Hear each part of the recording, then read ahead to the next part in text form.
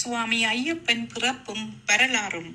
திருமலை நாயக்கரால் தோற்கடிக்கப்பட்டு வெளியேற்றப்பட்ட பாண்டிய அரச வம்சத்தினர் மதுரை, திருநெல்வேலி, ராமநாதபுரம் வழியாக கடந்து வந்து வள்ளியூர், தென்காசி, செங்கோட்டை, அச்சன்கோவில், சிவகிரி போன்ற இடங்களில் குடியேறினர். அன்றைய திருவிதாங்கூரின் சில பகுதிகளில் அவர்கள் ஆதிக்கம் செலுத்தவும் செய்தனர். சிவகிரியில் செம்பல நாட்டு கோயிலை சார்ந்த பாண்டிய வம்சத்தினராகிய சிலருக்கு பந்தல நாட்டை ஆள்வதற்கான உரிமையை திருவிதாங்கூர் மன்னர் அளித்தார். சுமார் 800 ஆண்டுகளுக்கு முன் இந்நிகழ்ச்சி நடைபெற்றது.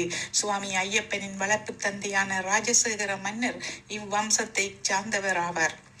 நீதியும் நேர்மையும் தவறாது ஆட்சி புரிந்த மன்னன் ராஜசேகரனின் ஆட்சியை மக்கள் மிகவும் விரும்பினர். அவரது ஆட்சி காலத்தை பொற்காலம் என்றே பலரும் குறிப்பிட்டனர். ஆனாலும் மன்னருக்கு ஒரு வருத்தம் இருந்தது. தனக்கு வாரிசாக ஒரு குழந்தை இல்லையே என்ற வருத்தம். எனவே மன்னரும் மகாராணியும் ஒரு குழந்தைக்காக பகவான் பரமேஸ்வரனிடம் மனமுருகி வேண்டினர். அதே நேரம் அசுரகுலத்தில் பிறந்த மகிஷாசுரன் என்பவன் கடும் தவம் புரிந்து பிரம்மதேவனிடமிருந்து ஓர் வரத்தை பெற்றான். பூமியில் எவராலும் அவன் கொல்லப்படக்கூடாது என்பதுதான் அந்த வரம். பிரம்மனிடமிருந்து பெற்ற வரத்தின் சக்தியால் அவன் கண்ணில் கண்டவர்களையெல்லாம் துன்புறுத்த தொடங்கினான். அவனது அட்டகாசத்துக்கும் அடக்குமுறைக்கும் பயந்து அங்குள்ள மக்கள் வேறு நாடுகளுக்கு புலம்பெயர்ந்து செல்லும் நிலைக்கு ஆளாயினர். ஓர் அதிமானுஷ்ய சக்தியால் மட்டுமே மகிஷாசுரனை கட்டுப்படுத்த முடியும் என்று கருதிய தேவர்கள் துர்காதேவியிடம் முறையிட்டனர். அவள் அவனை ஒரு கடும் போரில் கொன்றாள்.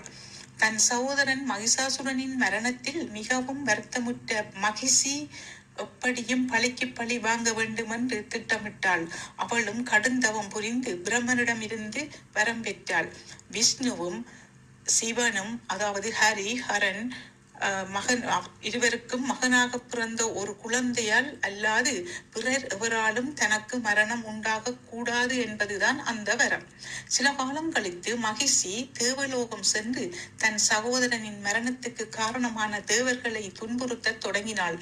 இதனால் அச்சம் கொண்ட தேவர்கள் விஷ்ணு பகவானிடம் சென்று தங்கள் நிலைமையை எடுத்து கூறி மகிஷியின் கொடுமைகளிலிருந்து காப்பாற்ற வேண்டினர். சிவனுக்கும் விஷ்ணுவுக்கும் மகனாக பிறந்த ஒருவரால் மட்டுமே மகிஷியை கொல்ல முடியும் என்பதை அறிந்து பகவான் விஷ்ணு பெண்ணுருவம் கொண்டு ஒரு மோகினியாக மாறினார். சிவனுக்கும் மோகினிக்கும் பிறக்கப் போகும் ஆண் குழந்தையை ஒரு குழந்தைக்காக இயங்கும் பந்தளன் மன்னர் ராஜசேகரனிடம் சேர்க்க வேண்டும் என்றும் திட்டமிடப்பட்டது. ஒரு நாள் பம்பை நதிக்கரையில் காட்டில் வேட்டையாட